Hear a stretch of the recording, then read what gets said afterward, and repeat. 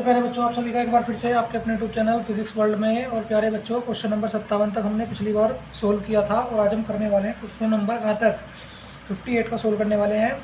निम्न परिपथ में परिपथ होने वाली धारा का मान बताना है और ज्ञात करना है सेल के स्लोप के बीच वोल्ट का। ठीक है, संकेत में दिया धारा निकालने के लिए क्या करोगे, I is equal to E बटे capital R plus small R और V इज इक्वल टू दिया ई माइनस आई आर। ठीक है बेटा, पहले से क्या निकाल लेते हैं, तुल्य प्रतिरोध। क्या निकालेंगे, तुल्य प्रतिरोध निकाल लो। पहले कैसे क्या कर सकते हैं, देखो ये दोनों श्रेणी में, फिर ये समांतर में, ये दोनों श्रेणी में और इसके साथ समांतर में। ठीक है, देखो ये तीनों श्रेणी में जोड़ दो और ये तीनों श्रेणी में, ये दोनों श्रेणी में और तीनों समांतर में। देखो कैसे, पहले आप चित्र देख लीजिए सवाल का, चित्र बनाते हैं फटाफट। अच्छा, आपको पता है कुछ गांव की भाषा में फटाफट को क्या बोला जाता है? कोई बच्चा जानता है कि गांव की भाषा में फटाफट को क्या बोलते हैं? एक बहुत ही फनी सा वर्ड है, झेड़ पैड। ये कहते हैं झेड़ पैड कर ले। ठीक है, आपको नहीं बोलना है ऐसा क्योंकि आप तो अच्छे स्टूडेंट हो।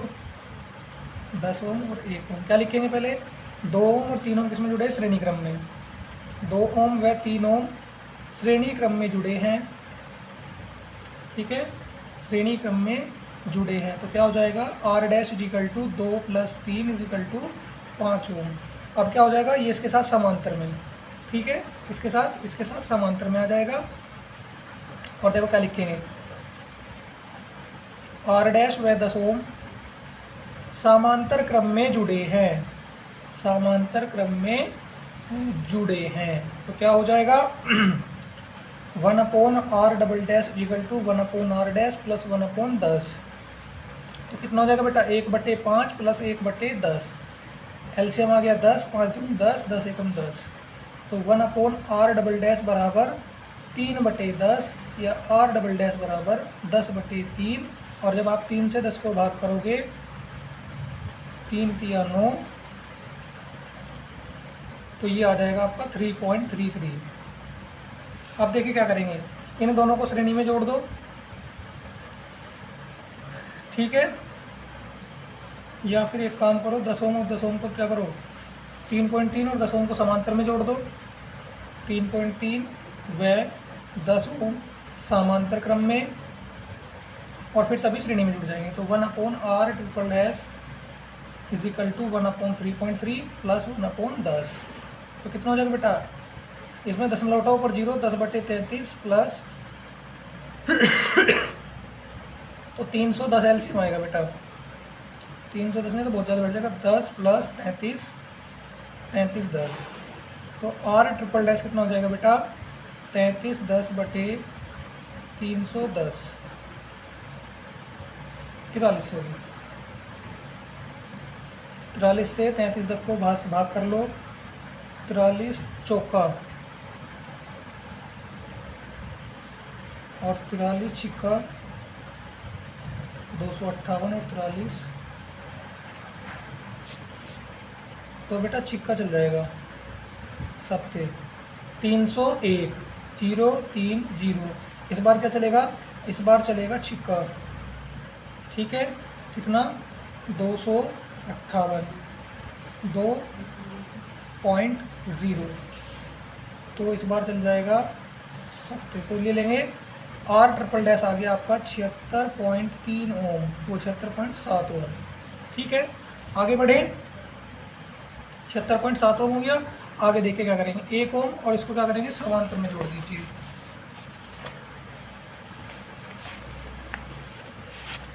और 1 के साथ श्रेणी में हो जाएगा। r ट्रिपल डैश व 1 ओम श्रेणी क्रम में जुड़े हैं। ठीक है, श्रेणी क्रम में जुड़े हैं तो क्या हो जाएगा, r इजिकल टू 76.7 प्लस 1 यानी कि 77.7 आ गया। ठीक है, I निकालना है तो E बटे capital R plus small r। E का मान दिया बेटा कितना, E का मान दिया है 12 वोल्ट, इसका मान दिया 0.5 प्लस 77.5। तो 77.5 में आप ले लो 0.5, 78 आ जाएगा। I is equal to 12/78। तो कितना हो जाएगा, देखो किससे काटो, 2 से, 6 और 2 तिया 6, 2 चौक और 1 बचा, 2 नहीं 18। आई बराबर 6/39, यहीं छोड़ दो। ठीक है बेटा। और देखो आई आ गया, वी कैसे निकालना है, ई माइनस आई आर। तो ई का मान 12, आई का मान 6/39 और माइनस इंटू 0.5, दशमलव हटाओ नीचे आ जाएगा 10। 12 माइनस के 6 गुना 5/390। एक मान लो 12 माइनस के 30/39, 0 से 0 काट दो, तो 12 माइनस के 3/39 फिर काट दो, 3 एकम 3, 3 तिया 9, तो 12 माइनस 1/13, तो कितना हो जाएगा 13 गुना 12 माइनस 1/13, 13 दाएँ हो गया 130 और 13 26, 156 माइनस 1/13, तो बेटा 155/13 आ गया। डिवाइड करना चाहते हो तो डिवाइड कर लेना, अन्यथा यहीं छोड़ देंगे। ठीक है, अन्यथा यहीं छोड़ देंगे। ठीक है बेटा, चलिए नोट कर लीजिए जल्दी से, फटाफट नोट करेंगे।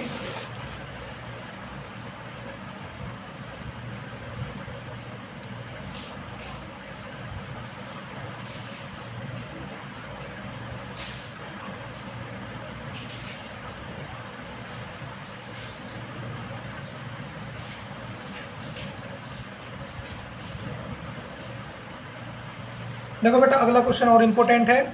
प्रश्न संख्या 59। आपके घर में प्रयुक्त 1.5 किलो ओम का एक एयर कंडीशनर प्रतिदिन 10 घंटे चलाया जा रहा है। 1.5 किलो ओम का एयर कंडीशनर कितना चला रहा है 10 दिन में, प्रतिदिन 10 घंटे। प्रति माह 30 दिन खर्च होने वाले विद्युत ऊर्जा का मूल्य ज्ञात करना है। इसके द्वारा 30 दिन में कितना मूल्य, कितनी ऊर्जा खर्च कर रहे हैं ये बताना है। प्रति यूनिट कितनी दी है, 7 रुपये दी है। तो देखो बेटा इस क्वेश्चन को कैसे करोगे। देखो बेटा 59 में क्या दिया है, P बराबर 1.5 किलोवाट, तो कितना हो जाएगा 1.5 इंटू 1000 वाट, क्योंकि 1 किलोवाट इज इक्वल टू 1000 वाट। ठीक है बेटा। प्रतिदिन कितना चला जा रहा है, एक दिन में काम कर रहा है डेली 10 घंटे कार्य करता है, ये लिख लेंगे। ठीक है, तो पहले क्या निकाल लेंगे, यूनिट की संख्या। यूनिट की संख्या कैसे, वाट गुना घंटे, वाट गुना घंटे गुना दिन ले लो, क्योंकि दिन ले रहा है, बटे 1000, तो क्या हो जाएगा 1.5 इंटू 1000 गुना कितने घंटे 10, दिन कितने 30 बटे 1000। 1000 से 1000 काट दो, नीचे हटेगा दशमलव, नीचे चला जाएगा 10 से 10 कट गया, कितना हो गया बेटा 450 हो गया। 30 की 15 में करो, देखो 30 ढाई 300 और 30 पंजे 150, तो 450 यूनिट आ गई। और बेटा एक यूनिट का मूल्य, एक यूनिट का मूल्य है कितना बेटा 7 रुपये, तो क्या लिखेंगे 450 यूनिट का मूल्य गुना 7, 700, 7 पंजे 35, हासिल लगे 3, 7 चौक 28 और 3 3150 रुपये नोट कर लेंगे। ठीक है, 3150 रुपये आ गया इसका मूल्य। ठीक है बेटा, चलो फटाफट नोट करें।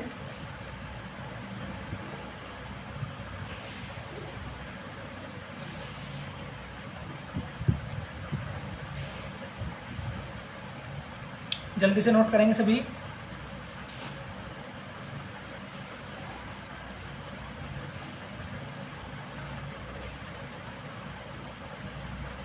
नोट कर लिया। चलो बेटा अगला प्रश्न देखिए। प्रश्न संख्या 60। 1560 सामर्थ्य वाले एक विद्युत मीटर को 1500 वाट सामर्थ्य वाला कोई हीटर है, इसको हमने 250 वोल्ट के विद्युत मेन से जोड़ दिया।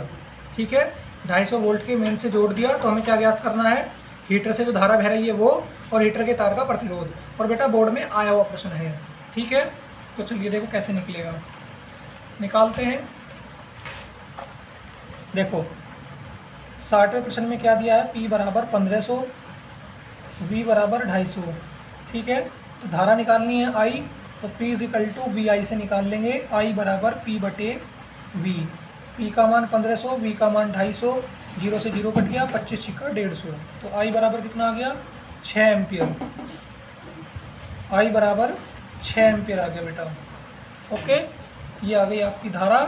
और इसके बाद उसने क्या कहा है, हीटर के तार का प्रतिरोध, हीटर के तार का प्रतिरोध।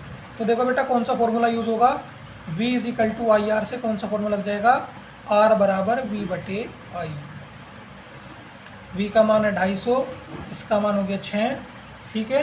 तो 6 से 25 250 को भाग कर लो, 6 चौक 24, 6 एकम 6, 4 बचे 0.0, 6 छंग 36। तो R आ गया बेटा 41.6 ओम। कितना आ गया, 41.6 ओम। नोट कर लेंगे सभी।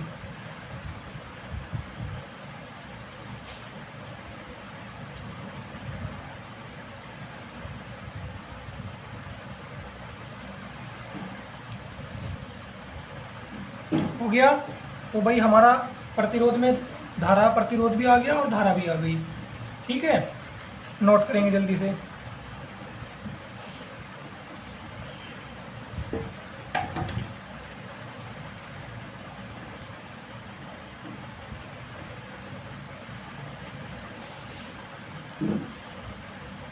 नोट हो गया, नोट हो गया बच्चों। आगे बढ़ें अगले प्रश्न की ओर। देखो अगला प्रश्न भी बहुत ही आसान है और सरल है। निम्नांकित परिपथ में प्रतिरोध 10 वोल्ट की एक आदर्श बैटरी से जुड़ा है। 10 वोल्ट की बैटरी से जुड़ गया। ए और बी के मध्य प्रतिरोध, ए और बी तो दिया ही नहीं, चलो ऐसे मान लेते हैं, ए ये हो गया और बी यहाँ पे ले लो कहीं, या यहाँ ले लो। तो ए और बी के मध्य प्रतिरोध बताना है, परिपथ में धारा बतानी है और विभवांतर भी बताना है, और ए और बी के बीच में, ठीक है। तो पहले देखो क्या करेंगे, ये दोनों श्रेणी में और ये दोनों श्रेणी में, और फिर क्या हो जाएगा, ये तीनों, ये दोनों समांतर और फिर ये श्रेणी। देखो कैसे, चित्र देखो पहले आप, क्या हो गया सर, कंफ्यूज करते रहते हो हर बार। ये हो गया, ये हो गया,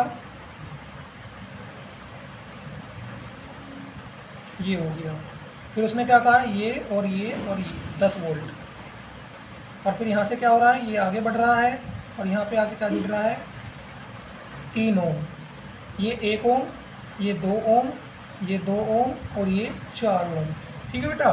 तो क्या करेंगे, पहले क्या निकाल लेंगे, ए और बी के मध्य तुल्य प्रतिरोध, प्रश्न संख्या 61। ए और बी के मध्य तुल्य प्रतिरोध, ठीक है बेटा, तुल्य प्रतिरोध। तो देखो क्या करेंगे,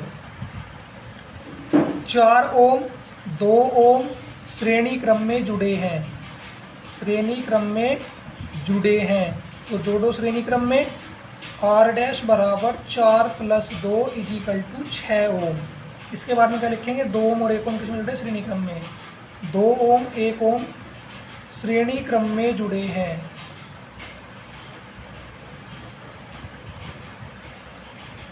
R डबल डैश बराबर 2 + 1 = 3 ओम, ठीक है बेटा। अब क्या कह देंगे, अब क्या कह देंगे कि भाई जो हमारा 3 ओम है इसको भी जोड़ेंगे इसके साथ में, ठीक है। 3 ओम को कैसे जोड़ दोगे, श्रेणी में जोड़ दो, ठीक है। टोटल कितना हो जाएगा, टोटल कितना हो जाएगा कि भाई ये हमारा कैसा हो गया, अच्छा श्रेणी समांतर में लो। अच्छा एक काम और करो, पहले इन दोनों को समांतर में लो, क्या कहेंगे, R डैश व R डबल डैश समांतर क्रम में जुड़े हैं, समांतर क्रम में जुड़े हैं। तो क्या हो जाएगा बेटा, 1/r = 1/r dash plus 1/r double dash. तो कितना हो जाएगा, 1/6 प्लस 1/3, एलसीएम आ गया बेटा आपका 6, तो 1 + 2 1/r = कितना हो जाएगा, 3/6, और r = आ गया बेटा 2 ओम। क्या आ गया, 2 ओम आ गया, ठीक है। आप इसको ए और बी मान लो बेटा, ये ए हो गया और ये बी हो गया। ए और बी के मध्य तुल्य प्रतिरोध कितना आ गया, 2 ओम आ गया, ठीक है। अब हमें क्या बतानी है, परिपथ में क्या बतानी है बेटा, धारा। क्या निकालनी है परिपथ में, धारा, ठीक है। क्या निकाल लेंगे परिपथ में, धारा, ओके। चलिए हम निकालते हैं धारा।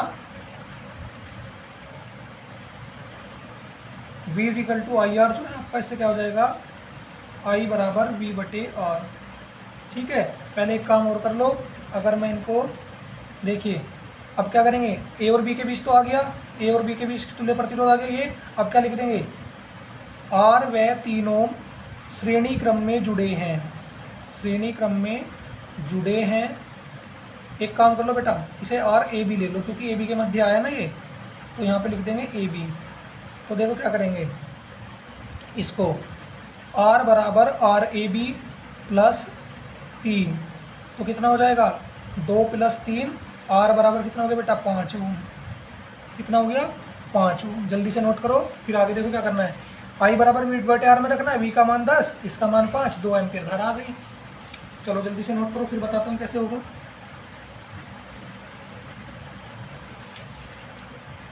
फटाफट नोट करेंगे, फिर बताते हैं आगे कैसे होगा ये।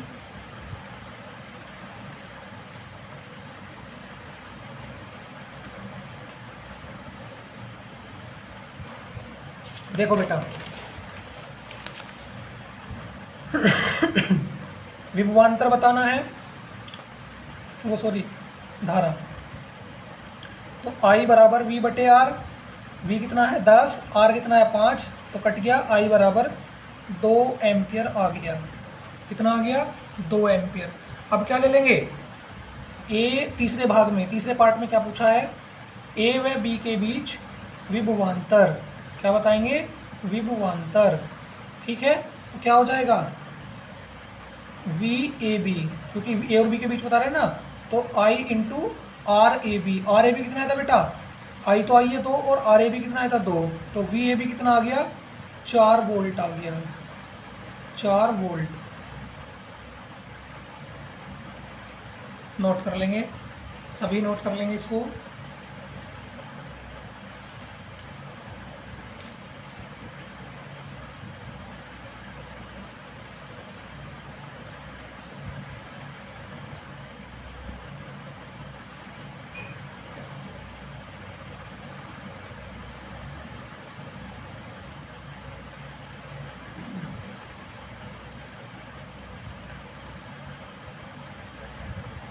नोट हो गया, सभी ने कर लिया। चलो बेटा अगला प्रश्न देखिए, प्रश्न संख्या 62। कितनी, प्रश्न संख्या देखते हैं बेटा 62। ओके, 62 को सोल्व करेंगे और फिर आगे बढ़ेंगे। ठीक है बच्चों, देखो एक विद्युत परिपथ के किसी चालक में बहने वाली विद्युत धारा का मान 10 एम्पियर है, आई का मान 10, प्रति सेकंड इसमें बहने वाले इलेक्ट्रॉन की संख्या ज्ञात कीजिए, एन निकालना है। एक इलेक्ट्रॉन पर आवेश 1.6 × 10⁻⁻19 कूलाम है। तो देखो बेटा इस सवाल में कितना आसान सा सवाल दिया है। 62 में आई बराबर दे दिया बेटा 10 एम्पियर, ठीक है, टी = दे दिया बेटा 1 सेकेंड, एन हमें ज्ञात करना है और ई बराबर 1.6 × 10⁻⁻19।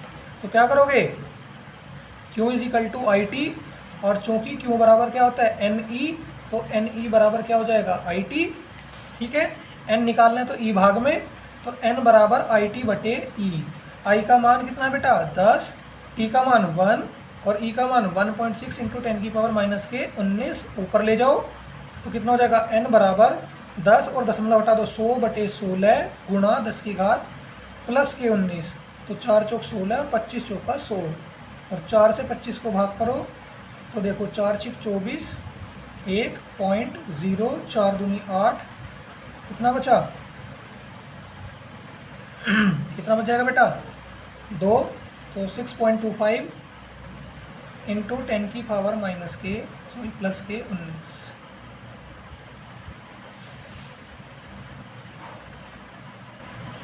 नोट कर लेंगे, ये वाला क्वेश्चन भी आपका हो गया। ठीक है, फटाफट नोट कर लीजिए, आंसर आपका आ गया है। ठीक है बच्चों, फिर आगे बढ़ेंगे।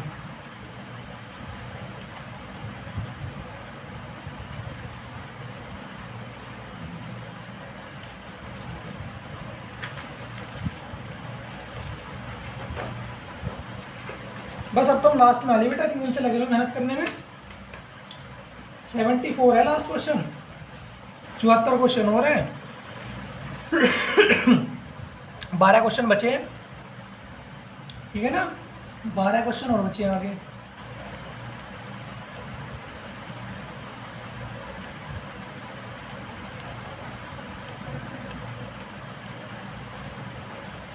चलिए बेटा अगला देखिए। अब एक विद्युत उपकरण पर लिखा है 2.3 किलोवाट व 30 वोल्ट, इसे पूरी क्षमता से कार्य करने पर इससे कितनी विद्युत धारा का प्रवाह होगा। इसके प्रतिरोध की गणना भी करनी है। यह भी गणना कीजिए कि यदि इसे 10 घंटे तक कार्य करने किया जाए तो इसमें कितने किलोवाट घंटा की विद्युत ऊर्जा व्यय होगी। 3 भाग निकालने और तीनों का हिंट भी दे दिया। चलो इतनी बात तो बहुत है, इतने में तो हम सब कुछ कर लेंगे, पूरा खिलाफ पता कर लेंगे।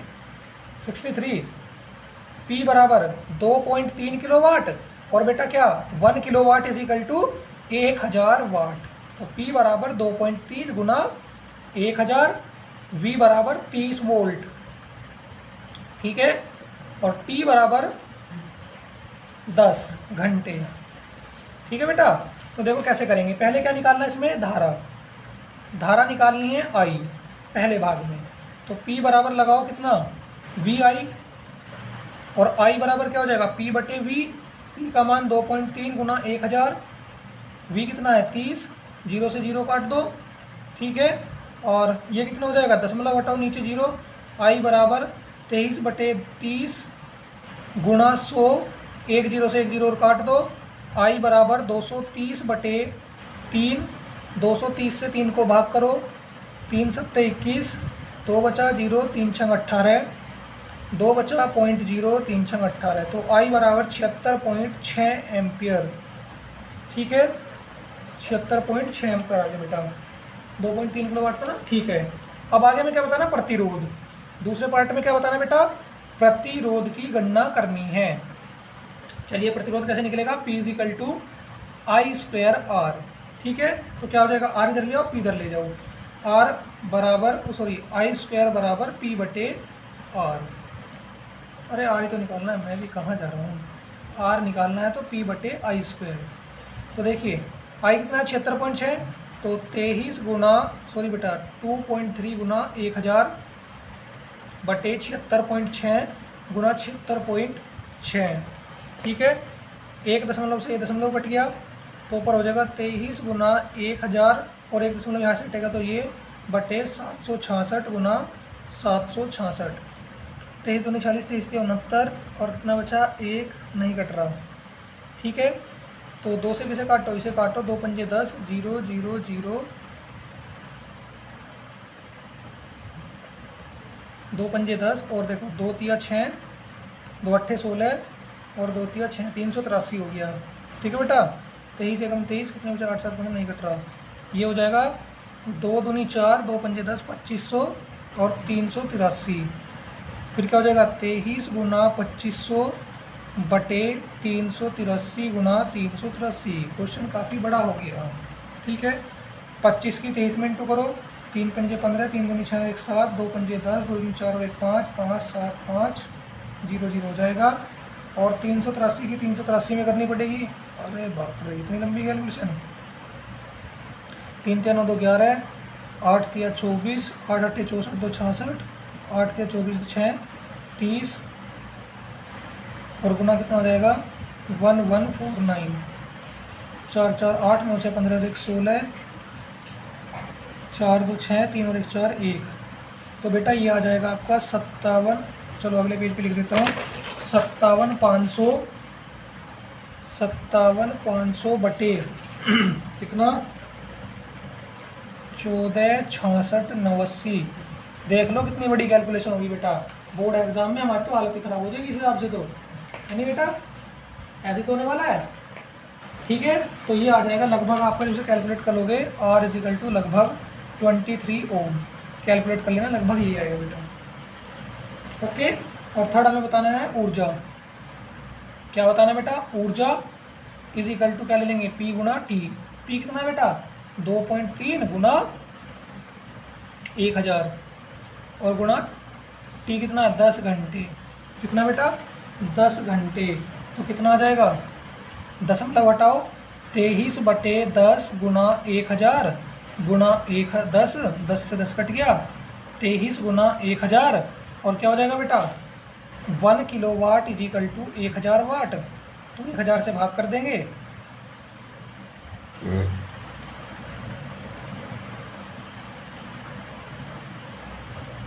तो ऊर्जा कितनी आ गई 23 किलोवाट।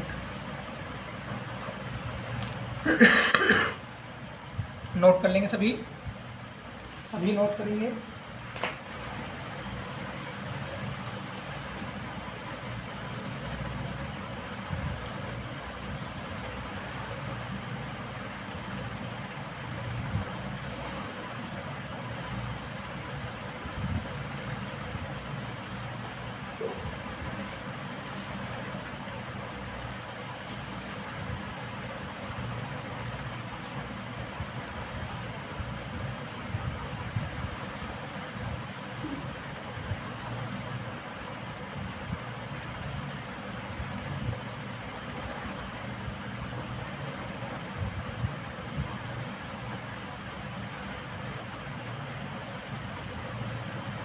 नोट हो गया? सभी ने नोट कर लिया? चलो बेटा आप देखते हैं प्रश्न संख्या आपकी 64। बेटा बहुत इंपॉर्टेंट क्वेश्चन है, ऐसा क्वेश्चन पेपर में आने की संभावना मुझे तो बहुत ज़्यादा लग रही है। आपका मैं कह नहीं सकता बेटा, लेकिन मुझे बहुत ज़्यादा लग रही है कि ऐसा क्वेश्चन पेपर में आएगा जरूर। देखो कौन सा। लोहे के एक तार की लंबाई L1 है, अनुप्रस्थ काट का क्षेत्रफल A1, वह प्रतिरोध 5 ओम है। लंबाई कितनी दी है तार की? ये क्षेत्रफल A1, प्रतिरोध 5 ओम। क्या करा? इसके तापक्रम बिना बदले लंबाई कितनी कर दी? दुगनी। इसमें आयतन में कोई अंतर ना आए, तो नए तार का प्रतिरोध बताना है। देखो बेटा क्या है इस क्वेश्चन में, लंबाई, प्रारंभिक लंबाई जो दी है, प्रारंभिक लंबाई आपकी दी है बेटा इसमें L1, क्षेत्रफल जो दिया आपका A1, ठीक है। और क्या लिखेंगे? प्रारंभिक प्रतिरोध इज इक्वल टू R1, अंतिम लंबाई खींचने के बाद कितनी हो रही है? प्रारंभिक लंबाई की 2 गुनी, इसे L मान लो और L2 इज इक्वल टू मान लो 2L, क्योंकि भाई ये थी और इसके खींचने की कितनी हो गई? 2 गुनी हो गई, ठीक है। और अंतिम प्रतिरोध ले लो बेटा कितना? R2। तो क्या कहेंगे बेटा? हम जानते हैं कि क्या R प्रोपोर्शनल L/A, हम ये जानते हैं बेटा, मैंने पढ़ाया था आपको विशिष्ट प्रतिरोध में। तो क्या हो जाएगा? देखो इसमें ये हो जाएगा बेटा कि प्रारंभिक आयतन बराबर अंतिम आयतन, ठीक है बेटा, अंतिम आयतन। ओके, प्रारंभिक आयतन क्या ले लोगे? L1 A1 और यहाँ पे क्या हो जाएगा? L2 A2, ठीक है। तो यहाँ से क्या डिस्कस ले लोगे? यहाँ से डिस्कस निकाल लोगे आप ये कि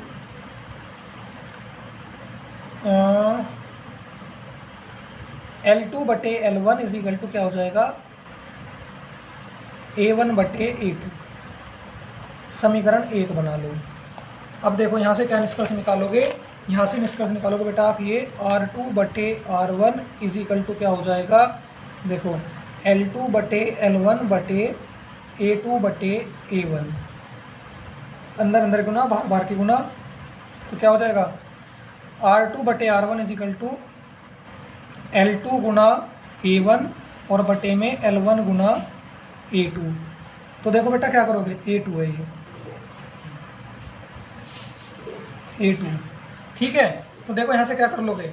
यहाँ से कर लोगे बेटा समीकरण 1 से A1 बटे A2 का मान रख दोगे, ठीक है। तो क्या लिखेंगे? समीकरण 1 से बेटा ये R है, सॉरी, समीकरण 1 से A1 बटे A2 का मान रखने पर, तो A1 बटे A2 का मान रखोगे आप तो क्या हो जाएगा? R2 बटे R1 is equal to L2 बटे L1 तो ऐसा ही, और A1 बटे A2 जन क्या जाएगा? L2 बटे L1 हो जाएगा। तो इनका क्या हो गया? स्क्वायर। तो R2 बटे R1 बराबर L2 बटे L1 का स्क्वायर। R1 इधर ले आओ, R2 बराबर क्या है? R1 और L2 बटे L1 का स्क्वायर। और क्या लिखेंगे? प्रश्नानुसार हमारा प्रश्न क्या कहता है? R1 दिया है उसने हमें कितना? 5 ओम, L2 दिया है बेटा 2L और L1 दिया है L। तो सवाल में यहाँ पे रखेंगे R2 बराबर R1 कितना है? 5, L2 कितना है? 2L और L1 कितना है? L और इसका स्क्वायर। L से L कट गया, R2 बराबर 5 गुना 2 का वर्ग 4, तो R2 बराबर कितना आ गया बेटा? 20 ओम। कितना आ गया? 20 ओम। फटाफट नोट कर लेंगे सभी, ठीक है बेटा, जल्दी से नोट करेंगे सभी। ओके,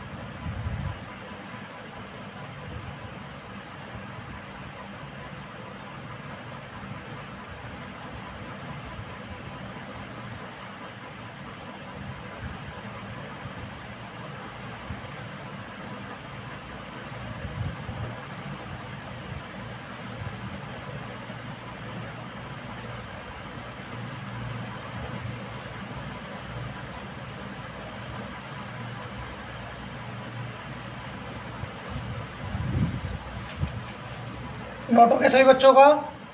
सभी ने नोट कर लिया?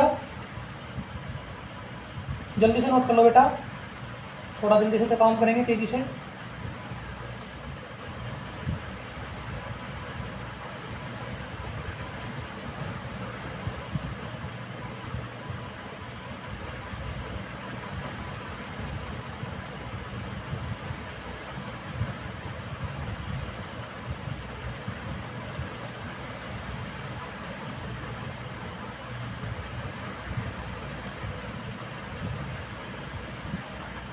नोट हो गया? तो प्यारे बच्चों, आज क्या किया हमने? आज क्वेश्चन नंबर 58 से 64 तक सभी प्रश्नों का, ठीक है, क्वेश्चन नंबर 58 से 64 तक के सभी क्वेश्चनों का सॉल्यूशन किया है। उम्मीद करता हूँ ये क्वेश्चंस आपको समझ में आ गए होंगे, ठीक है, ये सभी क्वेश्चंस आपको समझ में आ गए होंगे और अच्छे से क्लियर भी हो गए होंगे, ठीक है प्यारे बेटा। तो कल क्या करेंगे? कल फिर इससे आगे कंटिन्यू करेंगे। अगर आपको ये क्वेश्चन नहीं समझ में आते तो एक बार इसको फिर से करके देखना और फिर मैं आपको फिर से मदद करूंगा बेटा, ठीक है। नहीं समझ में आएंगे पुनः करा दूंगा, लेकिन कोशिश ज़रूर करनी है और ट्राई करके देखने की क्वेश्चन होंगे कैसे, ठीक है बेटा।